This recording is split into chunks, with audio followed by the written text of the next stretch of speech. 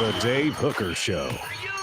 A presentation of Off the Hook Sports. Objective insight, expertise, top guests. Available on YouTube, Apple, Spotify, and the Off the Hook Sports app. Download now for free.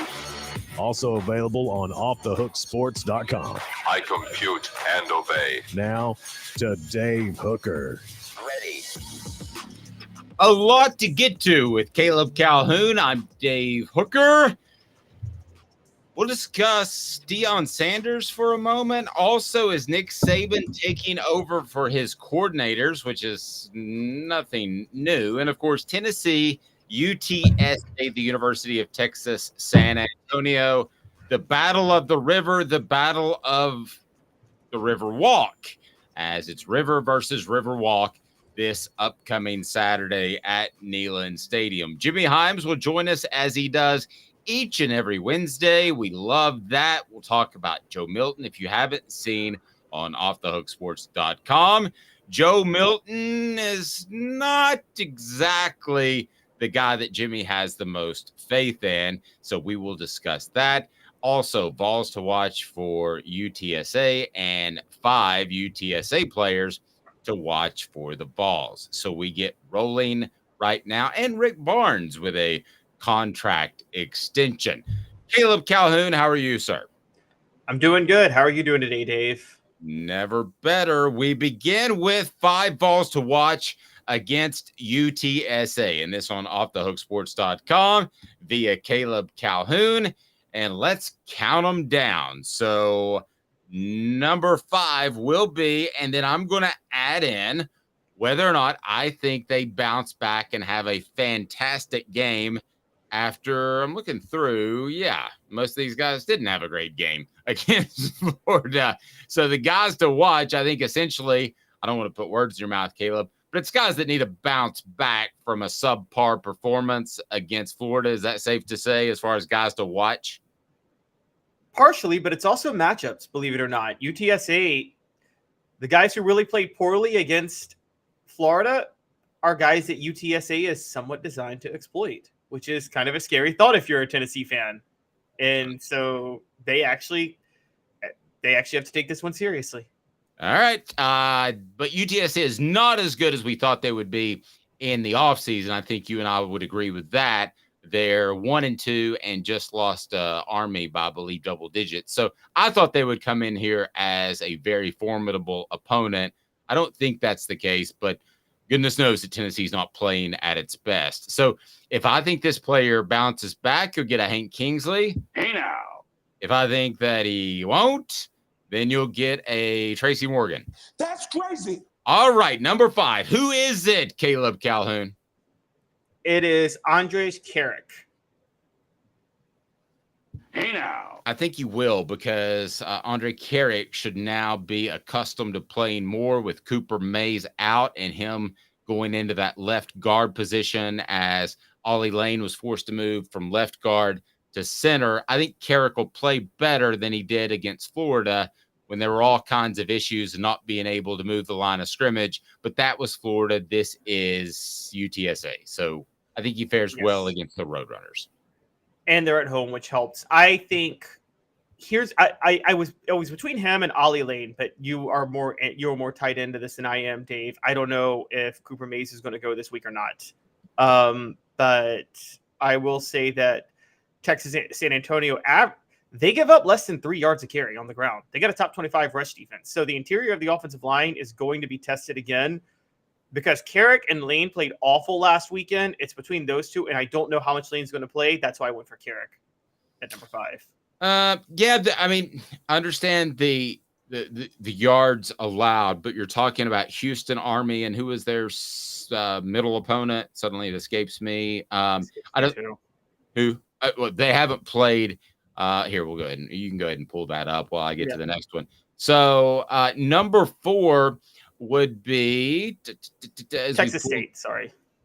Texas State, yeah. So I don't think that this is a football team that has proven itself by any stretch of the imagination, but better, certainly better than we thought. Number 4 is Kamal Hadden. I have tried my absolute best to be supportive of Kamal Hadden and his endeavor in college football, but That's crazy. I'm just I'm off the bandwagon. I mean, Danico Slaughter is a better player, should be back. I just don't see that Kamal Hadden is a number 1 cornerback, even though he has to be a number 1 cornerback if it's not Slaughter.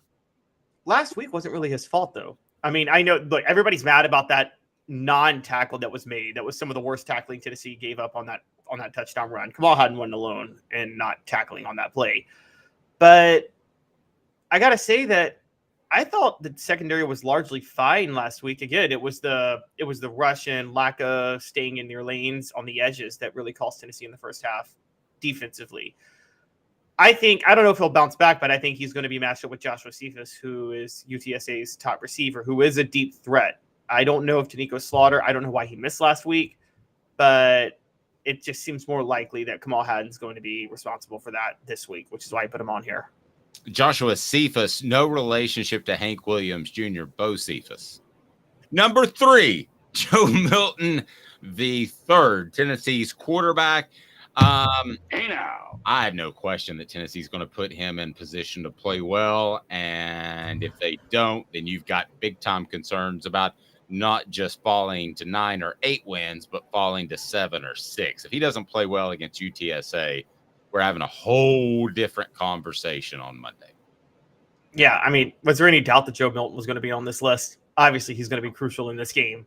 And I'm just looking for, Dave, I don't know where you are, but I'm just looking for those crossing routes, those slants, those passes over the middle. What's the touch on the ball when he makes those throws, and also the timeliness of his throws. Those are the 2 big things for me right now.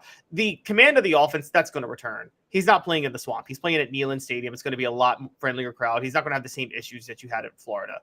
It's going to be the timing and the accuracy. Is there anything else? The timing of the throws and the accuracy over the middle. Is there anything else we're really missing with him? No, you're hoping for Clemson. I mean, you're hoping for that performance. And when he got the ball out, as soon as his back foot hit and it was on the mark, and part of his accuracy issues are slow reads.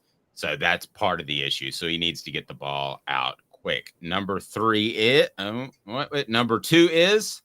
Wow, Dave can't count. Oh, sorry, you came to me. Sorry, I was just saying Dave can't count. But okay, number 2 is John Campbell Jr. John Campbell Jr. Hey now. I think he plays better because this is a different level of competition. I think it's fair to say he's still getting used to this offense, Caleb. And I also think that John Campbell Jr. has shown me flashes of being very good.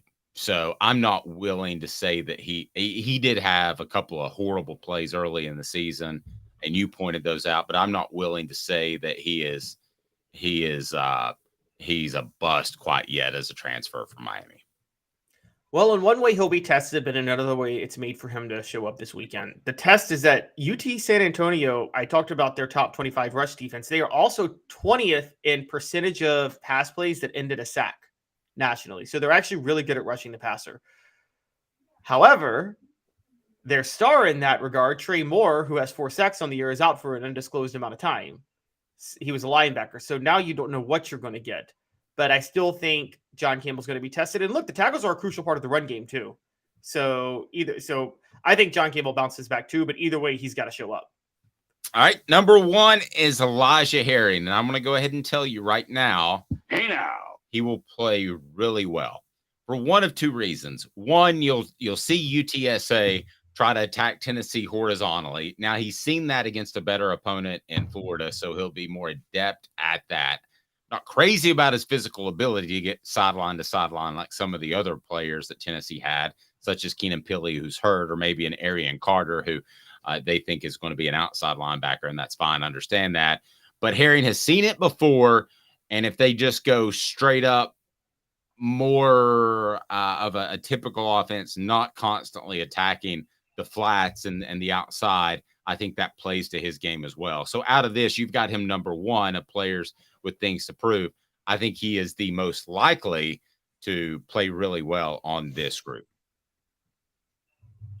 Wow, you think he's more likely than John Campbell to play well? Yes. Out of this group, I think he's the most to play better than last week. Maybe that's a better way of phrasing it.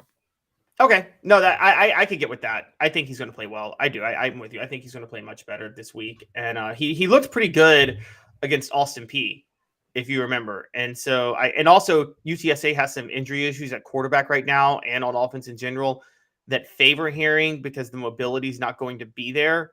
So we're going to come out of this game thinking, oh, Herring could be good. But you're right. I think the big thing is the more experience he has now dealing with the horizontal attack that is probably going to be used a lot more on Tennessee down the road, given the way Tim Banks attacks the quarterback.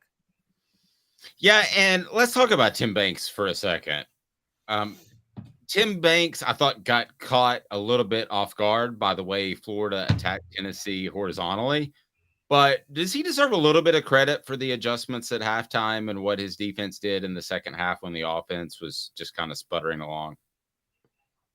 I mean, it's hard for me to say credit because I don't think he was the problem much in the first half. I mean, I said from the start, the reason Florida was able to do that is because the offense couldn't build the lead that they should be able to build. I mean, how many times have we talked about this, Dave? Tim Banks has built a defense that plays off the offense. It reminds me, for those who don't remember in the NFL, the mid-2000s, the Colts, yes, they didn't have a good defense. It was never a top 10 defense. But what did they do really well? They rushed the passer. Remember Dwight Freeney and Robert Mathis? They just unleashed them and played a cover two. The whole idea was Peyton Manning will get us a lead. Teams will try to come back and will unleash Dwight Freeney and Robert Mathis and play a soft cover two, and they won't be able to come back. That's Tim Banks. It's not the same scheme, don't get me wrong, but Tim Banks' defense is more vertical stunts, blitzes, things like that, when you know teams are going to try to get the big play to come back and get into the game. Florida didn't have to do that at all in the first half. I think what really happened in the second half was Tennessee just ran the ball a lot better, quite honestly. And that wasn't really the line. I think Jalen Wright just ran harder because he didn't have a lot of help. So that was very fair. Bender of Strings says something that I'm going to disagree with here, Bender, and I appreciate the comment. I don't think that at any point Florida took their foot off the gas.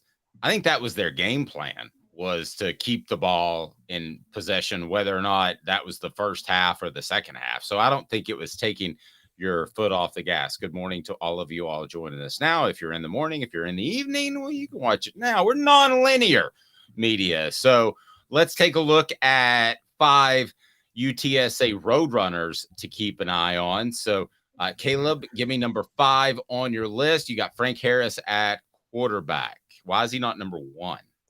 Because he didn't play last week because of an injured toe, and he may not play this week. And if he's not, it's Eddie Lee Marburger who should be on here. But Frank Harris, when he's healthy, is still a really, really, really good, dangerous quarterback. Look, this list was already hard to do.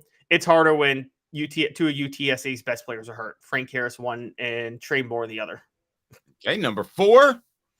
Number 4 is Kavorian Barnes. He's their running back. He's not averaging 5 yards a carry, but he has 51 carries, 245 yards. And similar to Heupel, Jeff Traylor, the UTSA coach, is going to use him a lot as a workhorse before he can try to churn the deep ball. All right, number 3. By default, because of the fact that Trey Moore is hurt, I've got Danye Taylor at number 3. He's a linebacker safety hybrid.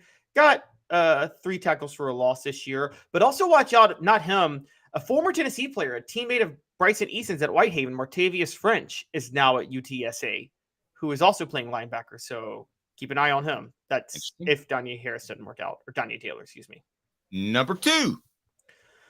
Brandon Brown. I talked about UTSA's top 20 rush defense and then being in the top 25 in sacks. Brandon Brown plays nose tackle for them. He doesn't get a lot of stats, but he is the anchor that makes that go. So watch out for Brandon Brown, particularly when, as we've talked about, the interior offensive line for Tennessee last weekend was historically transcendently awful.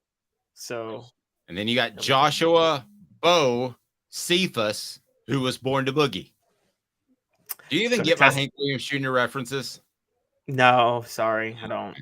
It's great. There's a message board. Tell me if you get my Bo Cephas references.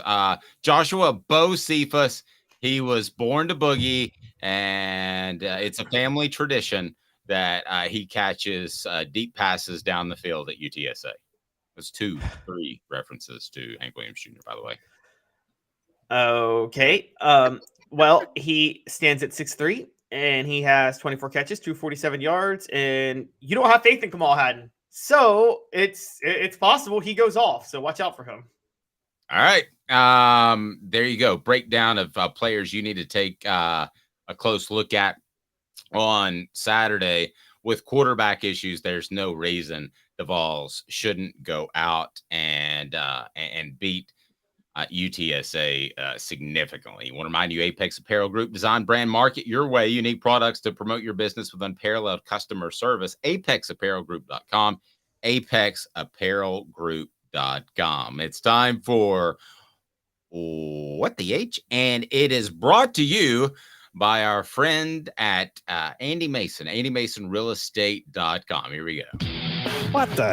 What was he thinking? Release the hounds. The Dave Hooker Show. Keep cool. A presentation of OffTheHookSports.com. Really thought that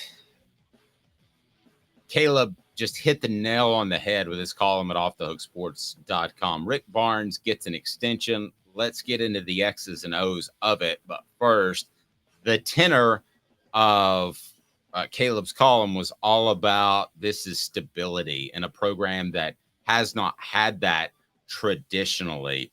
So how important is stability to the basketball Vols? Be sure to hit that subscribe and like button. We appreciate that. And if you're on a podcast platform, we would love a review. So stability, how important is it for Tennessee basketball? And let me give you an example. When I went to school in the 90s, there were times either because the basketball was so boring under Kevin O'Neal or it was Wade Houston before that, that you didn't know, even being a student on campus, if Tennessee was playing basketball. I mean, it was that bad, Caleb. And you're a little younger, so you caught a much better run. At times, a group that couldn't complete things, but at least you knew when the games were on.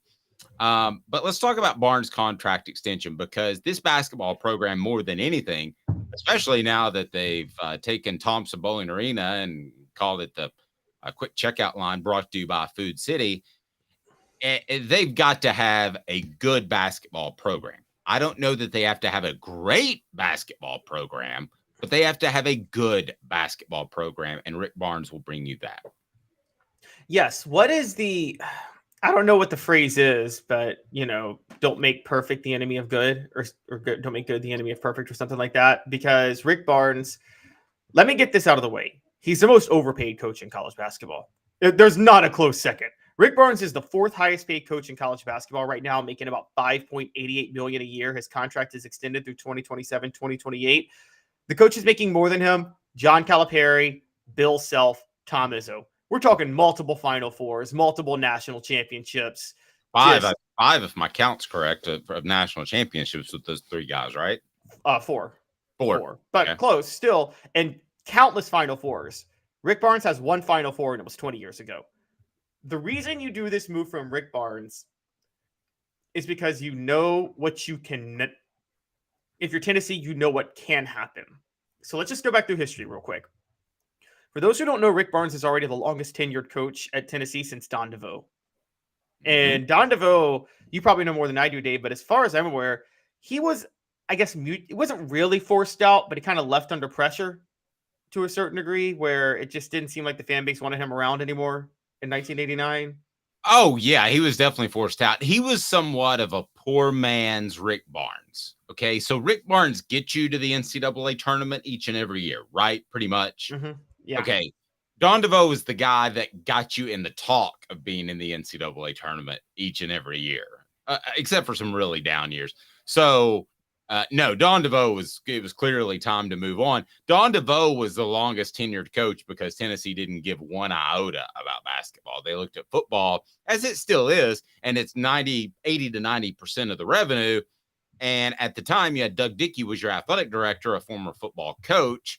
So he was focused on that. So they could have gotten just about anybody to average 18 to 20 wins, and he would have hung out a long, long time. What you're seeing now is a guy that averages getting into the NCAA tournament, and that's good enough to stay around for a long time. Is that good for Tennessee fans? Should that suffice? Should you be okay with that? Let's go through history real quick. Since Don DeVoe, between Don DeVoe and Rick Barnes, no coach lasted more than 6 years at Tennessee. 2 were fired for NCAA violations. One just stupidly lied about it and wouldn't have gotten fired. And we're obviously talking about Bruce Pearl, who's had the most successful run, even beyond Rick Barnes, since Don DeVoe.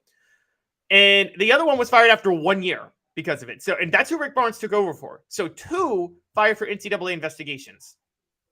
You had Wade Houston, who was just a terrible coach and a disaster and was hired just to get Allen Houston. You had Kevin O'Neill, who is, as you point out, ran the most boring system imaginable and also said some really offensive things a lot of times. You had Jerry Green, who decided to trash his own fan base because he just, again, rolled the ball out, let him play, but did inherit a lot of Kevin O'Neill recruits and secured a class himself. You had Buzz Peterson, who was probably I'm sorry. Do you know I can do a really good Jerry Green impression? Oh, really? Do it. Yes. Okay, ask me a question as if I'm Jerry Green looking back on my career. Why did you blow a 9-point lead to North Carolina by jacking threes in the second half? Well, I'll tell you, we're all ready for Brendan Hayward, and we got him in foul trouble. And then Julius Peppers came off the bench, but still, it's a pretty good team. And if I guess if you don't like it, you can go to Kmart and rent a movie. They don't rent movies at Kmart, but he actually said that on ball. He told Tennessee fans they can go to Kmart. Yes. In terms of character, he told them to bleep off, basically. Yes, exactly. In terms of character, probably the best person they hired was Buzz Peterson, but Buzz Peterson is your classic case of a former athlete who can't coach because he's a former athlete. Travis says I sound like Andy Rooney. All right. And then Bruce Pearl, and then the one I missed was Quanzo Martin, who, I mean, look, I'm not saying Quanzo was a great coach, but I understand Tennessee fans. I still thought there was a lot of pressure, and that was just a bad situation during the 3 years Quanzo was there. You ever wonder why food's so expensive? That's Andy Rooney, who, by the way, Jerry Green never cursed me out, but Andy Rooney did. And Caleb's too young to remember, but he was the guy who, I won't do it anymore, Travis. But Andy Rooney was the guy who would basically do the kicker at the end of 60 minutes. So he had like 3 minutes to sound old and rip on young stuff. And by the way, Smoky Mountain Red brings up Buzz was Jordan's college roommate, the best man in his wedding and all that stuff. It wouldn't surprise me if it came out that they didn't even know each other, because you would think Michael Jordan, to help out his best friend and the best man in his wedding, would show up once to help your basketball program. And I covered that entire time, and he never showed up once. Can you imagine Michael Jordan had walked in Thompson Bowling just to watch a practice, what it would have done for Tennessee basketball?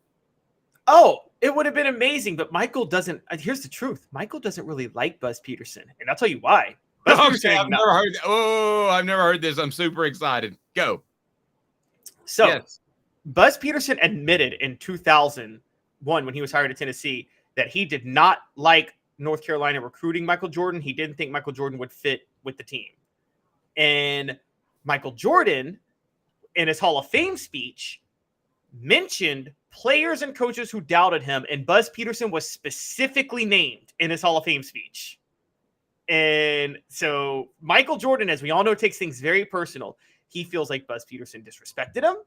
He feels like Buzz Peterson, Dean Smith, to motivate Michael Jordan, put Buzz Peterson above Michael Jordan on the depth chart initially when Michael Jordan was clearly better. So Michael Jordan genuinely has a level of vendetta against Buzz Peterson. Now, Buzz Peterson's like, hey, we're connected, so we're cool. And, Michael Jordan will be diplomatic and show up for his wedding because Buzz Peterson asked. But, yeah. So do you think Tennessee stands by Rick Barnes until Rick Barnes is ready to retire? Or do yes, you think because or do you think they say that just making the tournament's not enough? No, I think they stand by Rick Barnes. I don't think you run off for basketball. I don't think you run off a good coach for a potentially great coach who could also be bad. I'll tell you that this was a few years ago. It was about 2016. South Carolina and Kentucky were both in the Final Four. There were 2 Final Four teams from the SEC. And you had looked at the SEC basketball landscape and there were a bunch of really good, not great coaches, and SEC basketball was thriving and SEC football was horrible because the SEC and football at the time had run off so many good coaches because everybody was trying to have the next Nick Saban. This must have been like 2015, 2016. This was when Gus Malzahn, Butch Jones, Kevin Sumlin, like these were the best SEC coaches outside of Nick Saban, the most successful ones at the time. All right. Why Jimmy Hyams does not believe that Joe Milton can take the Vols to the promised land. And he wrote that column on Off the Hook Sports on Monday. We'll visit with him next. Hall of Famer, longtime sports journalist Jimmy Hyams up next. Why he likes Joe Milton, but doesn't think that Joe Milton's the man. Stay tuned. Caleb Calhoun, Dave Hooker, Off the Hook Sports.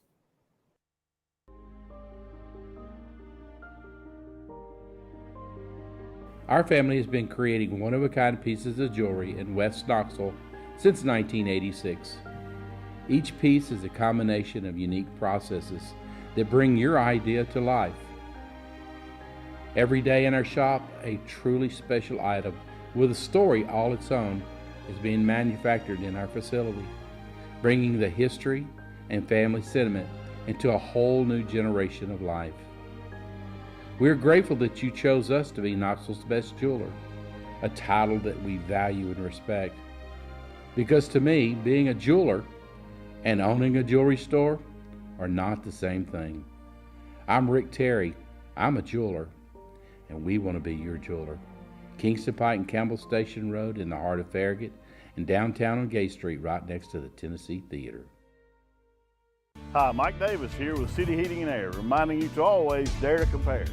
Our team provides quality local heating and air service, installation, and maintenance across East Tennessee. We use only the best equipment like American Standard heating and air conditioning for your residential, new construction, or commercial needs. Honesty, dependability, and customer satisfaction have been the cornerstones of our business since 1961. City Heat and Air. Dare to compare. These mountains hold and defend a spirit far better than moonshine. A drink that holds flavor that becomes necessity. A hard cider made and relished by folk who are as hearty as they are legend. A refreshment that can only be found in one place. With a taste that makes you say, give me 3 bottles of the good stuff. Tennessee Cider Company, where necessity can be found. Objective coverage. Hey, that's new. If we get caught, we're going to jail. The Dave Hooker Show, a presentation of Off the Hook Sports. YouTube, Apple, Spotify, and the free Off the Hook Sports app. I'm going to need to see some identification. Back to Dave Hooker. Welcome back. Welcome back with Caleb Calhoun. I'm Dave Hooker. As coming up on the program, sorry, had a little board issues. Coming up on the program, we will discuss a little bit of Nick Saban. Is he taking over? And I'm going to ask the question. We asked this before as far as a national championship question. Will he ever win a national championship again in Alabama? I think the question is worth asking, especially with some reports that he's kind of running things on both sides of the ball, which I think shows a lack of confidence in his coordinators. Is he ever going to win an SEC title? I mean, how about that question, especially with Texas and Oklahoma coming into the SEC, more so the Longhorns, of course. And the biggest concern for the Vols, not named Joe Milton.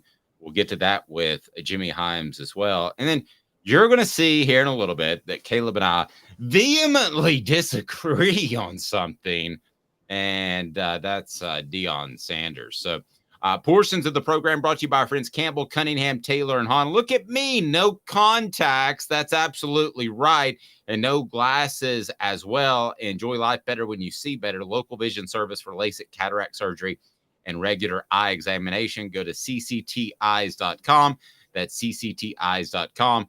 Or you can check it out right below. Travis says Rick Barnes retires this year. Are we sure we weren't talking about Nick Saban? Oh, were you talking about Nick Saban? Okay. Well, Okay, who's most likely to retire after this year, Nick Saban or Rick Barnes? Oh, honestly, I think Nick Saban's going to be coach until he's 85 or 90. I think he's going to be. I think he's going to go out onto the field on a wheelchair and coach. I'm going to be honest with you. So Rick Barnes, but I think honestly, I think Rick Barnes will too. Look at Rick Barnes, Dave. Do you see any? There's age, and then there's age. There's like age, but then there's people that are 80 that you could see 20 years left in them, and then there's people that are 60 and you think they're on their last leg. I think Rick Barnes is the latter. I really see Rick Barnes could probably coach until his late 80s. He looks like he's in great shape. No, and a lot of those basketball coaches are able to do that. Same for Nick Saban. A couple of things that I wanted to throw out there as we wait Jimmy Hyams' connection. There are a couple of throws, and help me clarify on this comment. Orange Blood says that dime he threw to Thornton in the second half was beautiful. Need more of that, Joe. I want to make sure that we're talking about the same play. Are we talking about the deep slant over the middle close to the goal line? Is that what you're referring to, Orange Blood? No, I actually know what he's referring to. There was the play. It was right after that where Thornton wanted the pass interference and it was incomplete. And then right after that, it was a beautiful third down throw over the middle that Thornton caught that got Tennessee down into the red zone. And they didn't convert because it was that 4th and 1. But that was the thing that was good about Joe Milton, and we keep underrating this in the game. His sideline accuracy and his vertical accuracy is so much better than it was 2 years ago. It's the touch he's putting on the ball and the command of the offense that are still issues. But the actual accuracy, Dave, that is a lot better than it was 2 years ago. There's no denying that at this point with Joe Milton. That his accuracy is a lot better than it was when he first started against Bowling Green 2 years ago. Yeah. Go back and watch tape from that game. No, I'll take the homework into consideration, but I think that it's better, but it's still not good enough. You had brought up one point. Well, I don't want to get caught up in that, but there are a couple of plays, the Dante Thornton deep slant, and then there was one play, was it against Virginia with Ramel Keaton that I thought that was underthrown. So sometimes, I've heard television commentators or even a completed pass that everything is great with Joe Milton when in reality, it hasn't necessarily been, because if you lead those players out a little bit, they score. All right, Jimmy Hyams joins us now. He is a Hall of Famer. He's fantastic, and he wrote what I think is one of the best pieces that's been on Off the Hook Sports, which isn't saying a lot. We've just been around 16 months, Jimmy, so don't take too much for that compliment. But it's just exploding. But I thought it was very good. So let's start. Now I want to get into the column specifically because I felt the same way on Sunday, and it was a perfect timing that you wrote it because it was better than the angle I had. But what do you think of Joe Milton before we get in depth in your column? And what did you think of his play on Saturday and to this point in the season? Well, I thought his play on Saturday wasn't good enough. I thought he played pretty well against Virginia. I didn't think he played well against Austin Peay. He was 1 out of 8 to start that game. And here was an incredible stat about Austin Peay. We talked about him just throwing those out routes all the time. He didn't throw hardly anything downfield. Tennessee had 228 passing yards. 210 were yards after catch. What does that tell you? That tells you all he's doing is throwing those out. I think he completed 18 of his 21 passes at the line of scrimmage, or right at the line of scrimmage. Here's my concern about Milton, and I like him a lot, and I think Tennessee can average about 30 points a game with him, but they cannot be at optimum efficiency because his skill set doesn't fit this offense. And there are 3 factors that I think are missing. 1, he doesn't run the ball very well. Secondly, he doesn't throw the ball very well on the run. And third, he does not make the quick decisions necessary to run this offense. So those are the 3 concerns I have. Now, again, they can average 30 points. They can win 7 or 8 ball games with him, but they can't win 10 or 11 with Joe Milton, in my opinion. Jimmy, to further bolster your point, I was told by somebody within the program that the game against Clemson, it was actually surprising how accurate he was on those slants and dig routes that we talked about that I thought he could make hay on after watching that game. But I was told right before the season, that was the surprising thing. They didn't think that he would actually go out and perform like that. So if he can't hit on those balls and Tennessee can't run the ball without Cooper Mays, defenses are going to play back. And I think we saw that against Florida. So what's the answer? Well, actually, I think some defenses, you said they may play back. Mm-hmm. I think some defenses may press the wide receivers to take away those quick outs. That could be the next evolution. Great point. Bubble screens. And so, and here's the other part of that.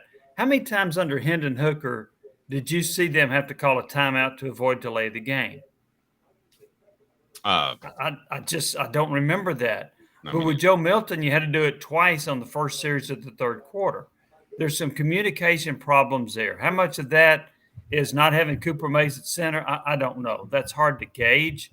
But I also think it's a concern about Milton being able to process things quickly.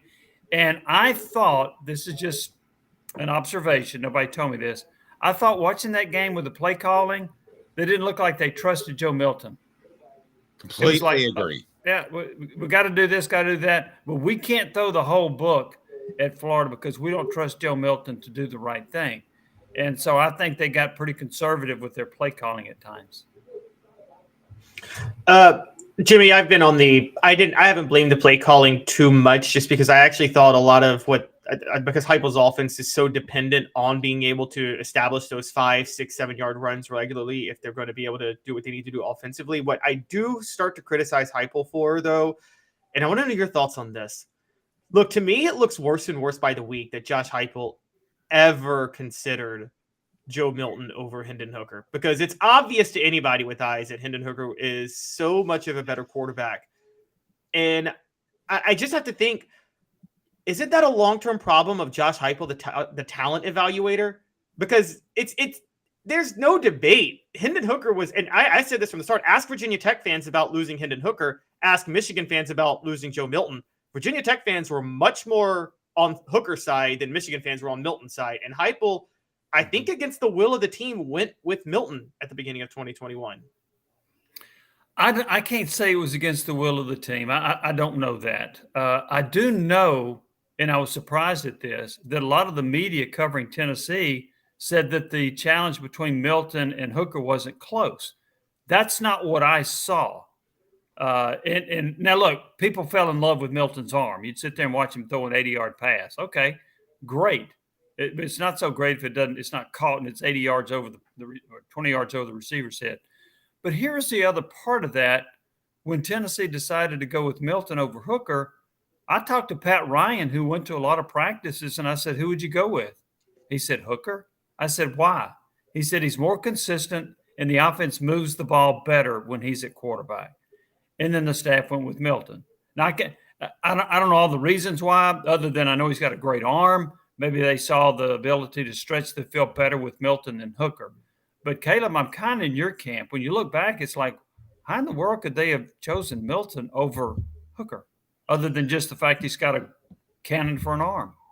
Yeah, and one of the things that we can't pin on Heupel is that we saw during the season, and Smoky Mountain Red posted this, we saw during the season, Hendon had that killer instinct, and he would get mad when he would get hit. And I don't want to read too much into a post-game interview because you've got the rest of the season to play for. But to be honest with you, I watched it 2 or 3 times, and it just seemed like to me that Joe Milton was like, everything's going to be okay. No big deal. Just lost to Florida. I mean, that's your SEC rival, and you're a 7-point favorite. Jimmy, that's a big, big deal. To me, yes, it is a big deal.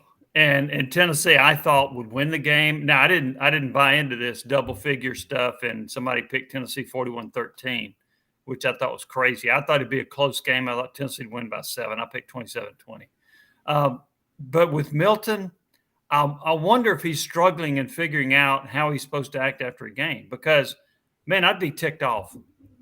But maybe he's like, okay, I don't want to show panic because I don't want the rest of the team to show panic. But still, I mean, a little bit of anger, a little bit of emotion. I I don't think that hurts you to do that, to show that you're disgusted with the way the game went. So maybe he's struggling to find that role of a leader, or maybe that's just his personality. Oh, well, we lost. Let's go to the next game. I would struggle with that if I were a teammate or a coach. I would be so – I think I would be so mad. It's just we're all wired different that every answer would be about 5 words long. And the media would be mad at me. I'd be fine. I want to get on the plane. And that's just how I'm wired. Caleb, I want to get to you too. But the obvious question, Nico was the number 1 quarterback in the country. Big reason why people are excited for him. Actually, he was number 2 behind Arch Manning. But nevertheless, he's the highest rated prospect that Tennessee's ever gotten. They didn't have it around for Peyton Manning. So, Jimmy, let me throw at you what I hear. I hear they love Joe Milton, that aside from an injury, there is no way they would turn to Nico. But obviously there has to be some sort of threshold. Do you think Nico is even in the cards at this point?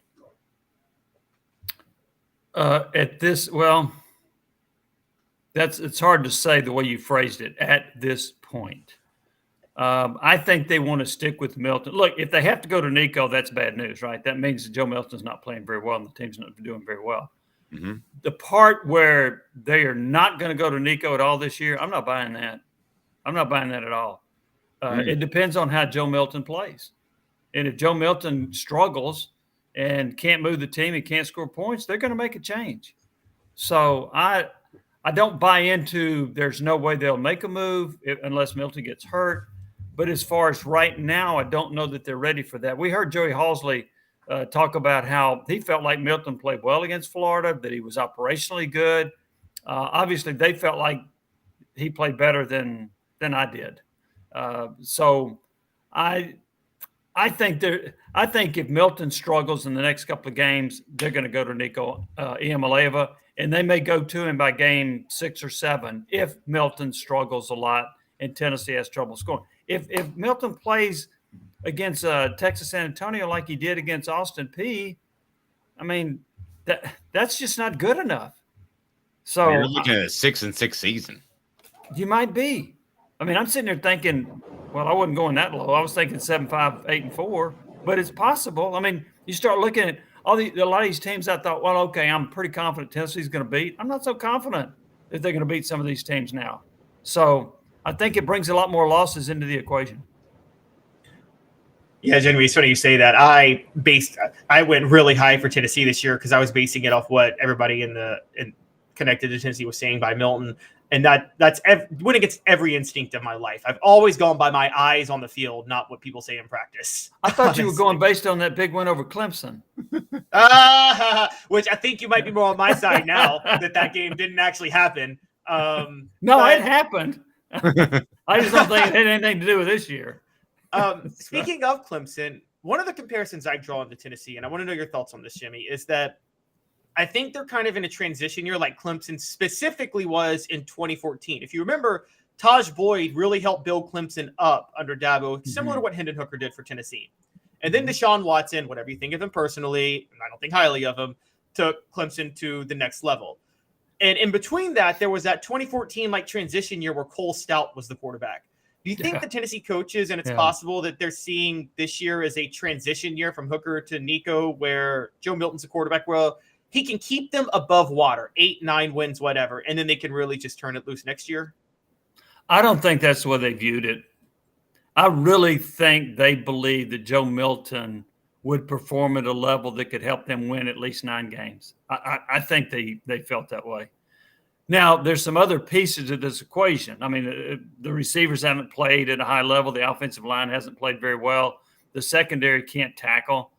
So you've got some other issues. But, Caleb, I really think the coaching staff has more – I would say this. They seem to have more confidence in what Milton could do than what we do. So I don't think they looked at this as a transition year. Yeah, we'll just kind of suffer through Joe Milton until Nico's ready. I think they felt like Milton was good enough to get them to 9 or 10 wins. I agree with that. Portions of the program brought to you by Herald Group Security Solutions, leadership experience, specialization, addressing problems through unique mission-specific mitigation techniques, also making your children safer one school at a time. If your child goes to private school, go to your administrator, mention heraldgrp.com because they undergo 60-day training for their security, and we're looking to get that available in public schools as well very soon. It is time for Four Downs. It is brought to you by our friends at Zen Sports. We'll tell you more about that as Zen Sports is bringing the cash back to gambling. Download that app. Use the promo code HOOK, but I'll tell you more about that as we get to Four Downs, which is right now with Jimmy Hyams and Caleb Calhoun. Four Downs. 4 questions. 4 answers. The Dave Hooker Show. Four Downs. A presentation of offthehooksports.com. Okay, so that's where we stand on Joe Milton, but I don't think that saying it's all Joe Milton's fault would be accurate. So what's the biggest concern for the Vols not named Joe Milton? That'll be Four Downs as we get to that right now. And Cooper Mays may not be on the field, but he is in my drop board. So, Coop, what should people do? Cooper Mays here. Hit like and subscribe. And what down, Coop? Coop here. First down. There we go. Tennessee's defense, missed tackles and out of position. So, Jimmy, I will ask you as far as a concern, huge, somewhat, or they'll be fine? Huge concern. That lack of tackling, the lack of effort in tackling, what you saw at Haddon, that's ridiculous. It's kind of funny. Somebody said, I've seen cornerbacks do bump and run, but you're not supposed to bump and run a running back. So I just not supposed to bump and run away either. Yeah. And then fall down. I just don't think the secondary is all that good. They haven't faced a real good passing team. Florida's not a real good passing team. They're an above average passing team, and they shredded the secondary, in particular on third down in the first half. And then the secondary is not very good at tackling. Now, Danico Slaughter did not play. He's probably the best tackler. I was told in the aftermath that he had an injury of some sort, which was undisclosed. But I have big concerns about this secondary going forward. I don't think they're really good in coverage and not very good at tackling. And so when a running back or a receiver breaks loose, I'm not real confident that the defensive back is going to get them down. Caleb, missed tackles out of position, huge, somewhat, or they'll be fine as far as a concern on your end? I'm actually going to break with Jimmy. I'm going to do the reverse on this one. I'm going to think they'll be fine on this one. I think Tim Banks' defense, we've talked about it, is designed for a vertical attack that plays off the offense getting a lead and teams being desperate, and the offense never put them in a position to do what they're supposed to do in the first half.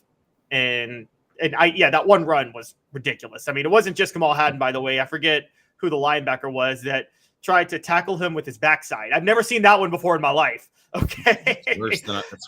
I thought that Lil Jon song, back it up. I thought that was going to come on because it looked like that's what he was doing. But Jimmy, if it makes you feel any better, I don't know who Lil Jon is either. I've heard of him. I just don't listen to his music.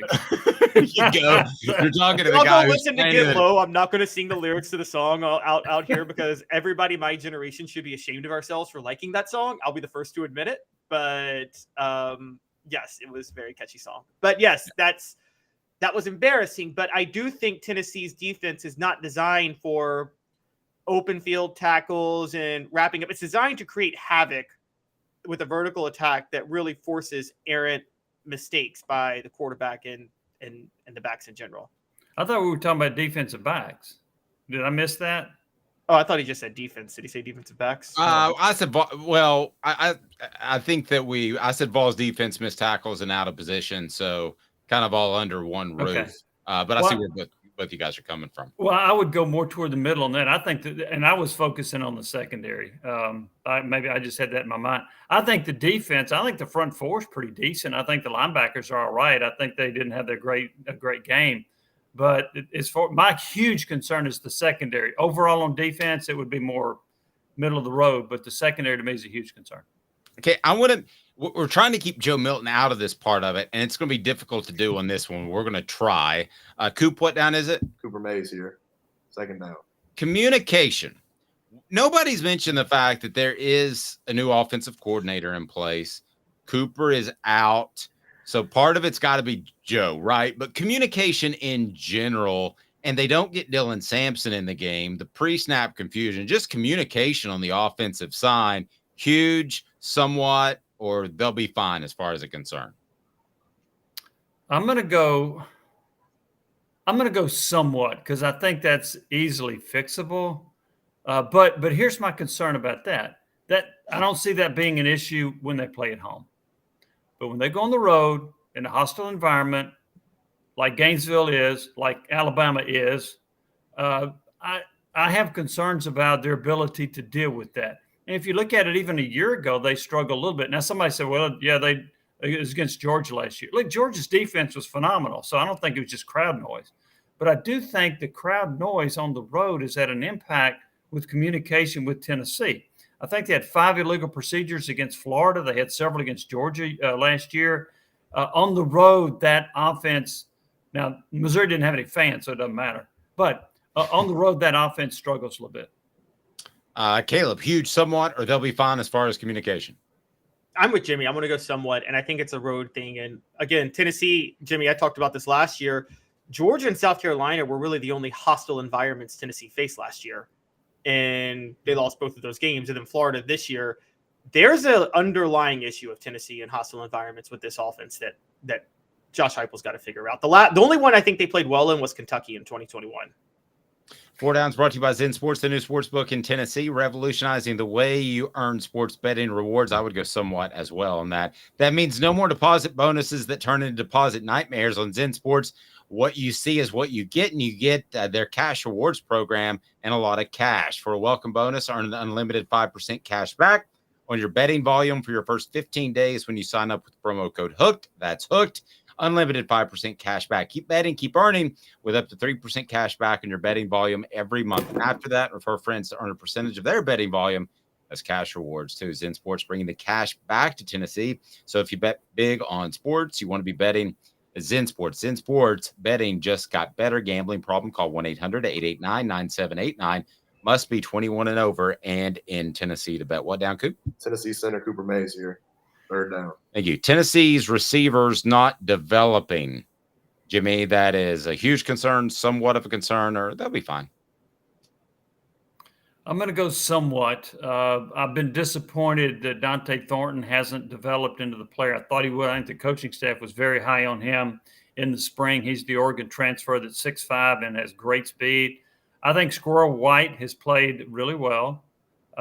Keaton has been pretty average. McCoy, I think they need to target him more. Now, I'll say this. He's been a heck of a blocker. He's done a really nice job in that phase, so he's a complete receiver. But I think he needs more opportunities to catch football. Caleb? I'm going to go huge because I think Tennessee's offense is actually built around the receivers more than the quarterback. And the way the coaches thought was we have NFL receivers, so even if Joe Milton's a little inaccurate, think Dante Culpepper throwing to Randy Moss back in the day. Dante Culpepper was a terrible quarterback, but he got away with it because he had some good receivers to throw to. And I don't think the receivers have been able to bail out Joe Milton from his mediocrity this year, which they thought he would be able to. I'll say 2 things. I think Squirrel White can create yardage on his own through passes that Joe Milton doesn't have to be a lead on down the field. Mm-hmm. And I think there are times that you throw it to Brew McCoy even when he's covered because I think he's a big physical guy and he's going to be able to make plays. What down, Coop? All SEC center Cooper Mays here. 4th down. Tennessee's offensive line, huge, somewhat, or they'll be fine. Where do you rate that as a concern, Jimmy? I'm huge right now. I'm too. Now, okay, first off, I think they lost their 2 best offensive linemen from a year ago. I thought that Darnell Wright, who was the number 10 pick in the draft, and then Jerome Carvin, I thought they were their 2 best. Now, they had some other pretty good linemen, but I thought those are the 2 best. Now you've been without Cooper Mays. Who knows when he's going to come back? The head coach kept saying, he kept hinting that he was going to play against Florida, which I thought was a disservice to Cooper because now the fans have reacted negatively toward Cooper, calling him soft and other things because he didn't play, because they thought he was going to play, because the coach said he was going to play. So anyway, I don't think that the other offensive linemen have played that well. I'm concerned about the right tackle. I'm concerned about one of the guard positions. The left tackle, John Campbell, I think he's pretty good, but he's been pretty good. He was pretty good against Virginia and Austin Peay, which are terrible. I didn't think he was so good against Florida. So I think that's a big concern. Caleb, huge somewhat, or they'll be fine? Somewhat right now, because I think this offensive line will take a big leap forward when Cooper Mays is able to get back at center. I haven't seen too many issues at right tackle, funny enough, with Jeremiah Crawford, but huge long term, because look, Tennessee still hasn't found enough offensive linemen for 2024, and that's a problem. Jimmy, I'm going to let you out of here. Sorry to keep you so long, but the one thing I did want to ask, this is a complete, just out of left field. Somebody asked me about, I'm not reporting this. I'm not even saying that it's a realistic possibility, but somebody close to the program, not within the program, did ask me, have you heard anything about Cooper Mays undergoing another procedure? I have not heard about him undergoing another procedure. Okay. I mean, I think a lot of us know what it is. I've actually heard so many people say it. I don't know if anybody's been reporting it. I haven't, out of respect for Cooper. And I heard you, I think it was on Football Finals, that you didn't say it. So you're my mentor, so I followed your lead. Yeah. Well, my hands are tied when somebody tells me something off the record. But when I hear it from 5 or 6 other people, then, I mean, he had sports hernia surgery. That's what happened. That's why he's out. And hopefully he can come back. So I do think he makes a difference. I think he's a good football player. I think he helps them as far as the communication. I think he helps them as far as making sure everybody's lined up properly. And so I think that the offensive line can take a step forward with him. But the line otherwise has not performed at the level that I thought against. And like, I'm gauging it against Florida.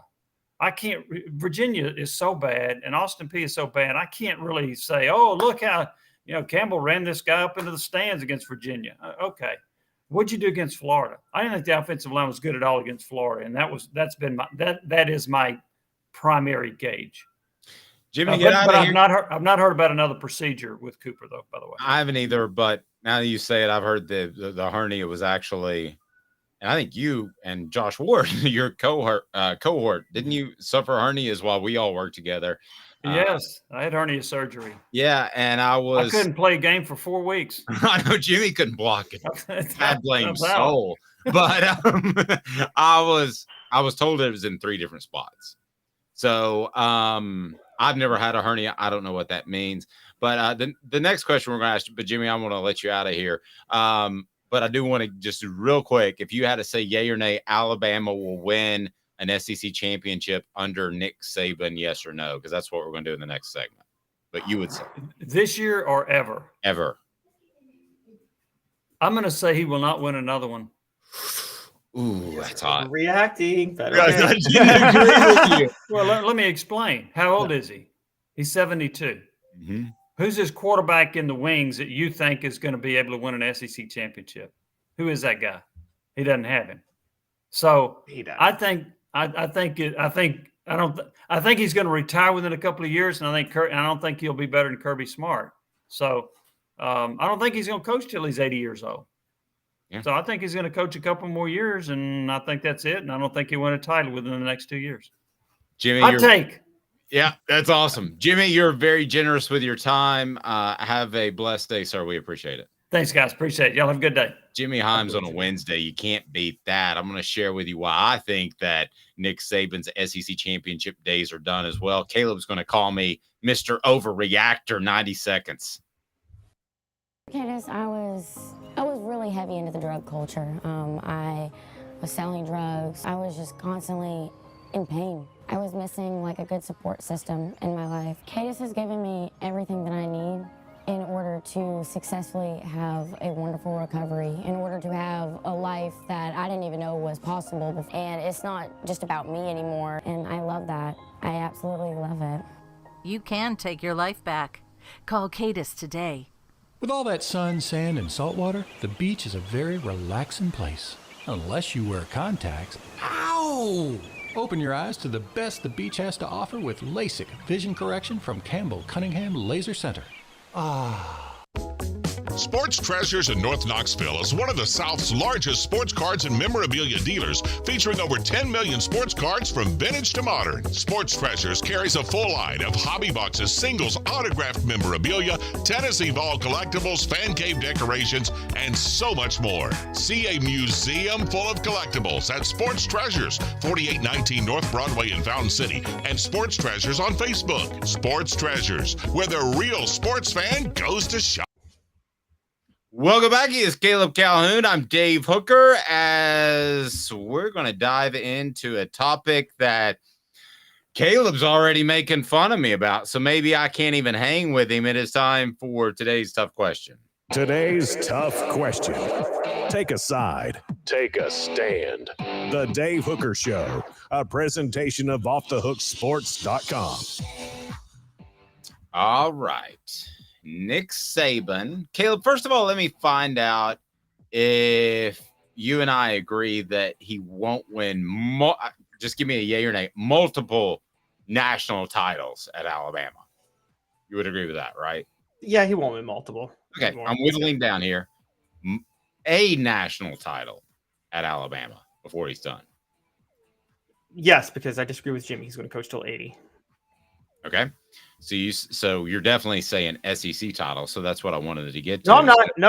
When the SEC goes to 16 teams and the playoff goes to 12 teams, an SEC title will be harder than a national title in a year. Interesting. Okay. So today's tough question, we want to give you some backstory here and my thoughts. Today's tough question is, will Nick Saban win an SEC championship before he is done at Alabama? Yay or nay? Yay. I'll still go yay. Just by odds, I'll go yay. That's funny. You've kind of argued with yourself there. But anyway. No, I just said it. National title is more likely, but I still will give him one SEC title left. Okay. Backstory. You believe that Nick Saban is monkeying around with his coordinators, correct? Tell me why. Yes, and by the way, I have to tell you guys this.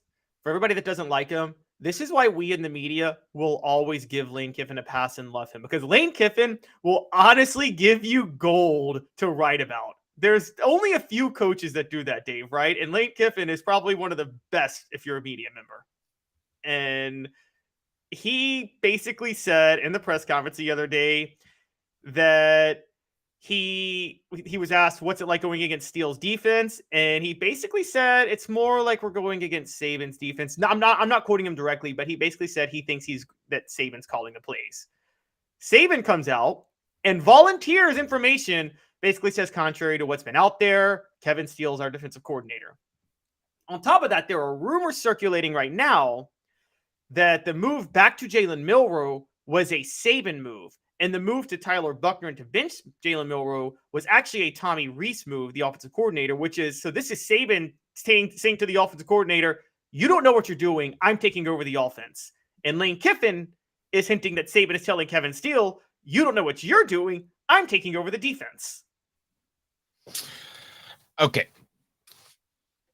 We agree, but I think you think he'll win another SEC title. I don't, because Texas is coming into the conference, and I don't think he'll ever be better than Kirby Smart. And I do agree with Jimmy. I think he's got 2 to 3 to 4 years in him, as opposed to you're saying like 8. Now, if you're right on the 8, I'm totally on board with you. He'll win a national title. Okay, because he will adjust from what I think has been a bad adjustment in going backwards in football, and that's controlling the football and playing great defense. I know it's working for Kirby Smart, but he has had a very special run of quarterbacks. You can name them off: Tua, Jalen Hurts,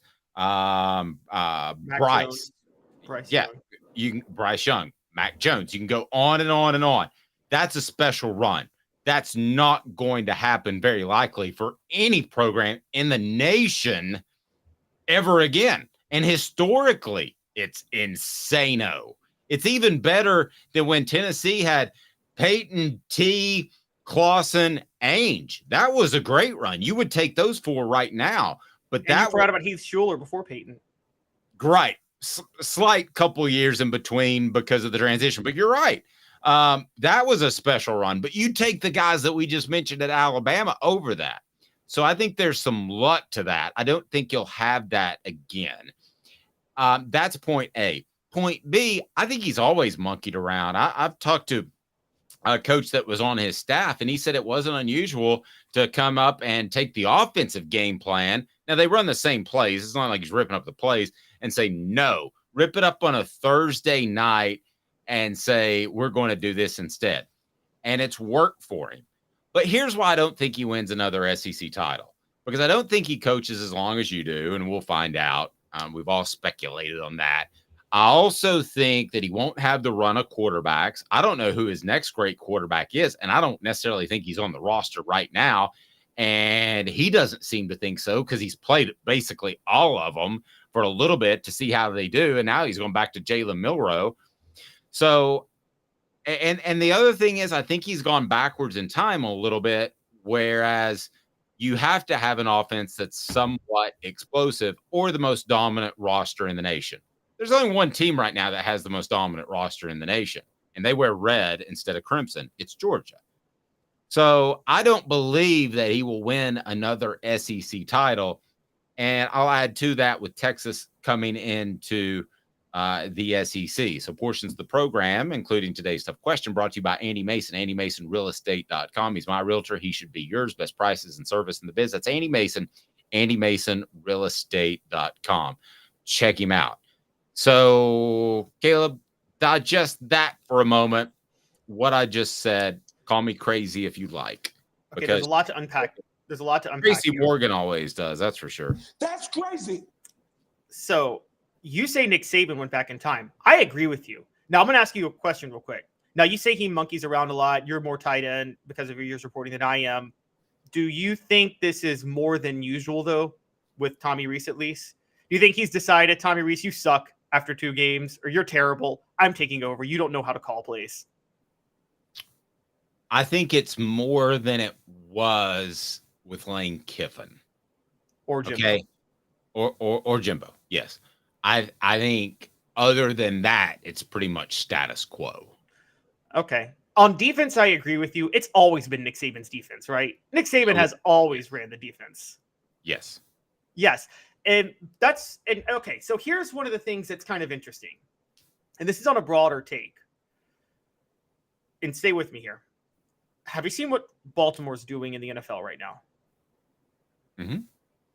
They're looking really good. And Lamar Jackson looks like an early MVP candidate. Who's their offensive coordinator? Help me. Todd Monken, who was at Georgia the last 2 years. Right. I think Nick Saban, yes, he went back in time. I think Kirby Smart went back in time too with Mike Bobo. And what I'm saying is we underrated how great of an offensive coordinator Todd Monken was at Georgia last year. Agreed. And probably underrated Brian Daboll at Alabama. Oh, absolutely. Absolutely. We underrated both of them. And I think Nick Saban went back in time. Here's where this is a rare mistake by Nick Saban. He went back in time based on a media narrative that wasn't true. The media narrative was that Kirby Smart was winning national championships the old Nick Saban way, which was a simplistic offense and all defense. No, that offense was very, very, very cutting edge. Go back and watch the motions and the plays Georgia ran. Dave, we saw Georgia play Tennessee, covering Tennessee, and Georgia just overwhelmed Tennessee on the offensive line, and that was just a different game. But Todd Monken is a very creative offensive coordinator, and Tommy Rees is not. And I think that's an overreaction. I think Tommy Rees is going to be out of there in a year, and Nick Saban will find a better offensive coordinator.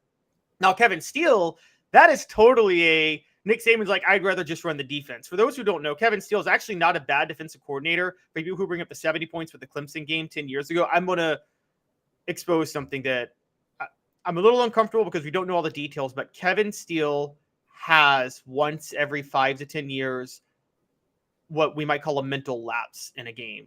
He was coaching at Carolina one year. No, he was coaching a defensive coordinator at Auburn, I think, one year, and pulled out an old playbook from Carolina in the middle of the game to call that. I think that was the game. It happens once every 5 years, and it's something that just, I don't know what happens when he does it, but it does happen every now and then. I think Saban brought in Kevin Steele knowing that outside of that, Kevin Steele can coach defense and Nick Saban can be the guy to call plays and take over when things go rough. I think Nick Saban is actually more on a mission and on a tear. I think Nick Saban was very frustrated about Georgia the last 2 years. He dominated on the recruiting trail, and Nick Saban has decided, I want guys that will run what I want to run, but I want to fully take over this team. I'm so driven right now. I'm going to do everything. I'm running everything until I get another national title. I think that's Nick Saban's. I think he's working harder right now than he's ever worked before. And for people who compare him to Bear Bryant, because I saw that people say he's older than Bear Bryant was one of the most out of shape 65-year-old men in the history of college football. I mean, the guy was famous for smoking a pack of cigarettes, leaning up against the goalpost before a game, and was quite the drinker. Yes. So yeah, these are two different dudes. Yes, exactly. Nick Saban is the most driven. He works 20 hours a day. I think I work hard with what I do. Nick Saban doesn't stop working all the time. And everything I've read is people close to the program talk about he is more driven than ever before. And I think he hired coordinators basically in name only this time. And he wants to run the entire show, he's doing more work than any coach in football right now. All right. Changing gears. Deion Sanders, a smokescreen. You say that he's a smokescreen because he didn't remember a player's name. All right. Yes. So I'm going to let you make your case, and then I'm going to show you why you're wrong. Well, But let's pull this up first. Here is Deion Sanders talking to the media when he forgets one of his players' names. Yes, this is so for context. Hank Zelinskas was starting at center for Colorado because their first and second stringer went down in the game. And Deion was asked about how he played. Here's his response. And we got a field goal. Hey, Coach Carlos Bryant, DSM. Can you talk about Hank Zelinskas? He was the true freshman that got the start today at center. Hank Zelinskas. Oh, I'm sorry. I'm thinking Hank. Yeah, he got the start as a true freshman today at center. Can you talk about him? Sorry, that's all you needed. He didn't know who his center was. He did not know who he was. I have to be honest with you, I have zero problem with that. Because the roster turned over about 50% from last year. And the guys could go by nicknames. And I don't think that Deion Sanders is anywhere close to a traditional coach. I think he's there to raise money. And I want to tie this into a Tennessee thing that you guys might find interesting. When Tennessee hired David Cutcliffe because Randy Sanders didn't work out, I remember Philip Fulmer talking to the media after the press conference, the few that would hang out and continue to get a little more info. And he said, I see this evolving as me being a recruiter and a guy that is able to raise money. And I thought it was a very open moment for Philip to say that. And Caleb, I believe that this was a simple oversight. I don't think you would see it from a Josh Heupel, but I don't think it's an indictment of Deion Sanders that he is not going to have success, because I believe he will. I don't think that he cares as much about his players 1 to 85. I think he cares about the guys that are going to help him win. And I don't know that Hank Zelinskas is part of his long-term plan in Colorado. I'm totally going to push back. Now, I want this out there before I say what I'm about to say. I've not been one of those, Deion is breaking with traditions of college football. I think there's a lot of college football fans upset at Deion because there's new fans who don't know a lot about college football watching the sport now, and they don't like how little those new fans know. Guys, accept it. That's life. I want things I follow to have more fans, and I'm sure you do too, Dave. Okay, and I can just tell you, when I moved to DC and a lot of hockey fans tried to get me to get into hockey, I got into it, and then all they did was lecture me on how much I didn't know, and I got sick of hockey fans doing that. So I'm like, you know what? I'm never watching hockey again. Accept it when you have casual fans who may not know as much about the sport, and Deion's doing a great job bringing those in. This is a big deal because I do think he'll have success this year. Can he have success long-term, though? And here's what I mean by that. Deion is having success because Sean Lewis and Charles Kelly are doing a heck of a job as offensive and defensive coordinators, and then he can just go out on the recruiting trail and sell the program and sell Colorado. Great. Philip Fulmer knew every one of his players. I mean, I remember he knew him, and he knew them personally. I mean, what I think the best thing about Philip Fulmer is, for the most part, he really tried to develop a personal connection with every single player on Tennessee if he could, even if he wasn't going to coach them on the day-to-day practices. And with Deion, I'm not talking about scandal here, but I am going to go here. It reminds me a lot of Joe Paterno at Penn State, who did not even coach Penn State the last 10 years, who got credit for a win at against Tennessee, where he sat in the press box with his foot up on the table and just watched the game without even wearing a headset, and he got credit for that win. Joe Paterno, I'm going to question if he ever coached a game in his life. He should have all his wins removed because he didn't actually coach. Okay, he just watched the game as a fan and hired staff to coach. And I have to be honest, I'm seeing that in Deion Sanders. And I don't think that's a good thing. I think that, again, I've always held Joe Paterno before the scandal with disdain, because I felt like he was just a mascot at Penn State. And he had as much power as the head as the Queen of England or King of England has right now. Okay, just a head of state without a title, without actual power. And it seems like Deion Sanders is just head coach in title, but not making any executive decisions for Colorado. That's my guess. Well, you're not quite as old as me, so I would say this. I think Joe Paterno was a much better coach than maybe you're giving him credit for. Now, towards the end, you're absolutely right. When he had his leg propped up at the what bowl game was it? Outback Bowl. The Outback Bowl, and that I was at. I mean, it clearly that was not. I mean, that was not him. I mean, I think he was better than that.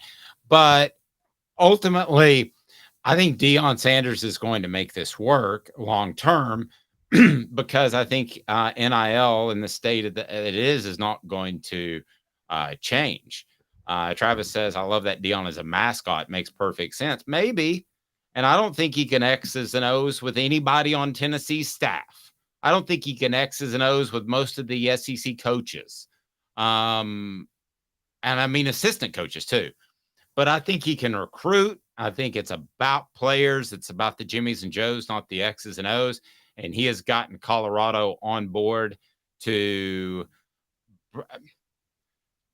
hire assistants and provide NIL money that has changed the game in Colorado and made them relevant. So does he win national championships? I wouldn't be surprised if he does at this point. Now, is he a little goofy and does he rub people, especially in the South, the wrong way? Certainly. Although Southerners watch that game. Did you see the stats and the ratings? Like it was Deion, like Southerners were watching Deion more than they were watching SEC games on Saturday. It was a great stat. I mean, I just don't see how he can fail at this point. Now, the way he can fail is if he starts losing these really good assistant coaches. That's where I was going to go. If they have great success because of the talent he's assembled, and Washington State comes calling for one of his coordinators, and they want to be a head coach, they might go to Washington State. But then he goes out and he tries to replace him with another one. Here's the other thing to remember: Shedeur Sanders and is it Travis Hunter, I believe. I mean, those are big monster gets, and Sanders is his son, and eventually those guys are going to go off to the NFL, and he has another son that plays and then a son that's a videographer. But I don't think it's just about his son. But I'll say this: Shedeur Sanders, if you haven't watched him play, if Tennessee has Shedeur Sanders, they're every bit as good as they were last year, maybe better on offense.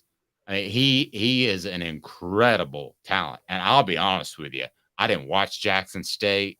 I didn't know that, but I can watch Shedeur Sanders for roughly 3 minutes or 8 plays and tell you that he is very, very good. Light on his feet, has good pocket presence, knows when to run, when not to run. Don't be surprised if he's the number 1 pick in the NFL draft one day because he has size too. So he's not going to have Shedeur Sanders forever. So then I think the quarterback position becomes an issue. But with what he's done, Sean Lewis might get a job after this year. The offensive coordinator. I would hire Sean Lewis right now if I were about half the SEC. No, I agree. And what happens when look at Ed Orgeron, and I'm not saying I think Deion Sanders is a lot smarter than Ed Orgeron. Like I think Deion Sanders' IQ like laps Ed Orgeron's like 5,000 times. Okay, but I will say, the minute Steve Ensminger left and Joe Brady left, look at what happened to Ed Orgeron in LSU. And you're saying that can't happen to Deion at Colorado? No, it can. But Travis also says he leaves when his son does. This is a guy at Jackson State who said, I'm eventually going to leave. Like, and no coach says that. During your tenure, say, I'm eventually going to leave for a bigger and better job. I want to build something here. And he did. So far, he said at Colorado, he's been blown away and he loves it there. And he never even thought he would be there. And I know this is a honeymoon period. Don't be surprised if he's at Colorado long term, because that's going to turn out to be a pretty good job, because NIL, you can recruit people to there. They were able to recruit out of Compton back in the day because a lot of parents want their kids out of Compton. That's why Bill McCartney won a share of the national championship in the early 90s. So don't be surprised if he stays there long term. And I don't think he's going to the NFL. Why would you come to the SEC that's going to be tougher? If the Georgia job opens up tomorrow, they're not going to call Deion, first of all. But if they did, would you take that job? No, in particular, if you can recruit out in Colorado. All right, hot take. I'm about to trigger so many people. If I got a choice between living in Colorado, Alabama, or Mississippi, I'm living in Colorado. I'm sorry. It's so much nicer than Alabama or Mississippi. Come at me, SEC fans. I don't care. Okay. When Deion said he was looking when he was at Jackson State, it's because he was in Jackson. Jackson or Boulder? Dave, where are you going to live? Well, I mean, I would live in Boulder over Jackson. I haven't been to Boulder. I've been in the Denver airport. It looks beautiful. I've heard it's fantastic, but I will say this. I mean, at the end of the day, I would rather live in the South. Now, there are places in Alabama that I wouldn't want to live, and there are places in Mississippi I wouldn't want to live. But as a whole, I would rather live in the South. But there are a lot of people like you, and I think he's been genuinely taken aback with how nice it is. He's Caleb Calhoun. He's a Southern boy. Well, he is, and I don't think he'd take the. Let me backtrack on something I said. I don't think he'd take the Florida State job because I think they kind of stiff-armed him when he expressed interest. I think he'd take the Florida job out of spite. And then Tennessee has to worry, because if Deion, with his recruiting ability, recruiting Florida, then I will say Tennessee's got, like, everybody will line up for that job as an assistant. He's Caleb Calhoun. I'm Dave Hooker, Off the Hook Sports. It is weekdays at 10 a.m. Hit like and subscribe. Share it with your friends. Tell a friend. Leave us a review on our podcast channels. We appreciate it. Have a fantastic morning, afternoon, evening, whenever it may be. Smoky Mountain Red said Boulder to Gainesville. That is a great point. The personal enjoyment would not be the same in Gainesville as it is in Boulder. Have a fantastic day, evening, morning, afternoon, whatever it may be when you're watching. He's Caleb Calhoun. I'm Dave Hooker. Off